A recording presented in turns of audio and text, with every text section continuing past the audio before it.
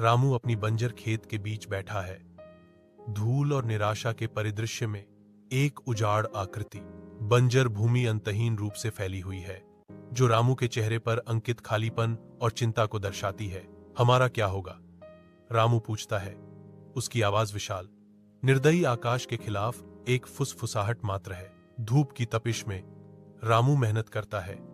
उसकी हल मिट्टी के नीचे किसी कठोर वस्तु से टकराती है। एक लोहे की छाती प्रकट होती है, जो पुराने औजारों और अजीब बीजों से भरी होती है। भूले हुए समय की अवशेष। यह क्या है? रामू फुसफुसाता है। उसका मौसम से झुर्रियों वाला चेहरा जिज्ञासा से उभरा हुआ है, क्योंकि वह अपनी खोज की जांच करता है।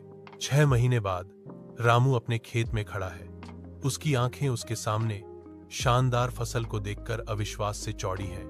रामू की असाधारण फसल के बारे में पूरा गांव उत्साहित बातचीत से गूंजता है, जो उसकी कड़ी मेहनत का प्रमाण है। कड़ी मेहनत कभी बेकार नहीं जाती, रामू घोषणा करता है।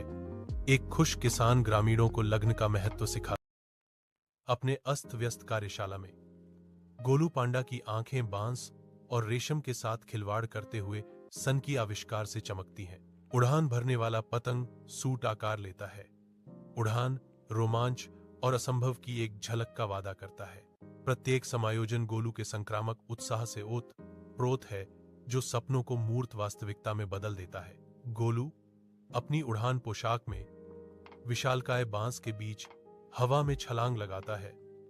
उसकी आंखों में एक आशावादी चमक। एक अचानक भद्दा गिरना उसे पृथ्वी पर पटक देता है। सूट उसे एक बार फिर विफल कर देता है। जानवरों की हंसी से बेपरवाह गोलू अटूट दृढ़ संकल्प से प्रेरित होकर दृढ़ता से अपने उपकरण को ठीक करता है। एक भयंकर तूफान के तहत बांस के डंठल जंगली रूप से फड़फड़ाते हैं, क्योंकि एक छोटा पक्षी अपने आसन से फेंका जाता है, जो नीचे अंधेरी खाई में गिरता है। चमकदार सूट पहने गोलू तूफान में कूदता है, जो भयंकर तूफान के खिलाफ उम्मीद की किरण है। वह धीरे से पक्षी को सुरक्षित स्थान पर लौटाता है, क्योंकि घाटी के जानवर कृतज्ञता की तालियों की गूंज में फूट पड़ते हैं। मोहित एक समझदार लेकिन लापरवाह लड़का था। उसे मोबाइल पर गेम खेलना बहुत अच्छा लगता था। धीरे धीरे मोबाइल उसकी आदत बन गया। पढ़ाई और खेलना सब पीछे छूटने लगा। माँ उसे समझाती थी, मोबाइल ज्यादा मत चलाओ। लेकिन मोहित सोचता, मैं सब संभाल लूंगा। एक रात मोहित अंधेरे में मोबाइल देखता रहा। तेज रोशनी उसकी आंखों में चुभ रही थी। आंखें लाल हो गईं, सिर भारी लगने लगा।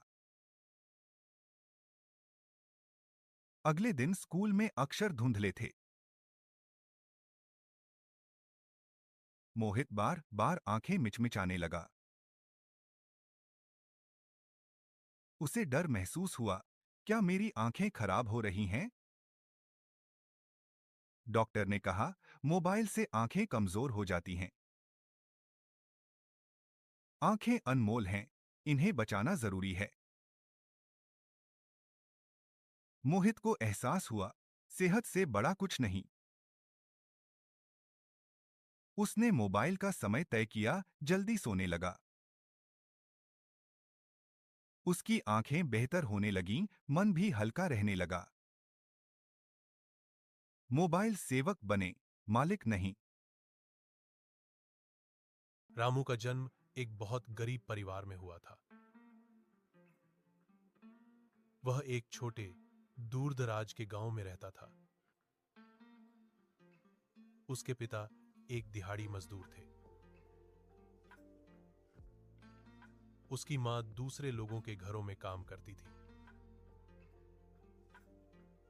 रामू के पास अच्छे कपड़े या जूते नहीं थे, लेकिन वह पढ़ाई करने की गहरी इच्छा रखता था। हर सुबह वह धूल भरी सड़कों पर नंगे पैर स्कूल जाता था। अक्सर उसे भूखा रहना पड़ता था, फिर भी उसने कभी शिकायत नहीं की और लगन से पढ़ाई की। उसके शिक्षक ने रामू की मेहनत और समर्पण को पहचाना। उन्होंने उसे अपनी किताबें दी और प्यार से बातें समझाईं।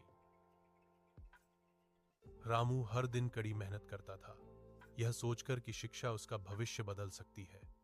धीरे धीरे उसकी मेहनत रंग लाई और वह कक्षा में सर्वश्रेष्ठ प्रदर्शन करने लगा।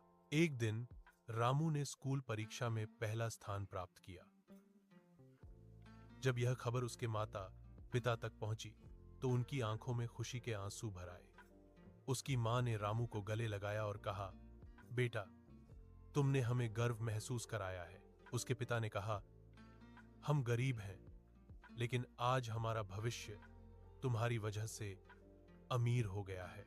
पूरा गांव रामू की सफलता के बारे में बात करने लगा। जिन्होंने पहले उसे अनदेखा किया, अब वे उसका उदाहरण देते हैं।